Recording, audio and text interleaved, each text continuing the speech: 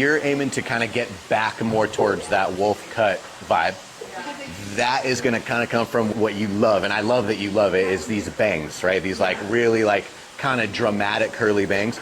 But you're actually wanting to lean a little bit outside of the wolf cut lines. We want to leave a little bit more of a disconnect. And then if you decide later that's like, that isn't actually working for me, we can easily connect those and get you actually back into official wolf cut territory. 100%. I kind of like the shag mullet, like Cool. wolf cut. I really liked how it was. Like, I do like having a lot of things because I like kind of having that like circle, like. It's a lot of drama around your face. Right. It's a lot of drama around your face. Right. We got a lot of flack when we did that. Right. And like you popped that video up and it like hits. Everybody gave you so much shit for doing the bangs because they love your face so much. Right. they want to see you opened up. Right. Whereas you enjoy that tease of shutting it down a little bit so that when you get that peek through, it's a peekaboo. So a lot of people are going to just, it's fun to hit it ahead of time.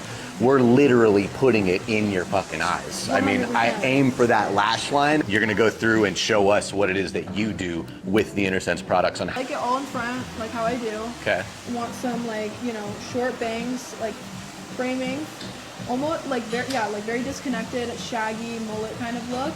And yeah, I do want to keep the length. I want to keep it as long Full and as long as possible. Yeah, exactly. Like I want to focus most of the layers all up here. Yep. And be able to style my hair like this again because I like it all in front, just like that. Forward. I love it. Awesome. I got you. So excited.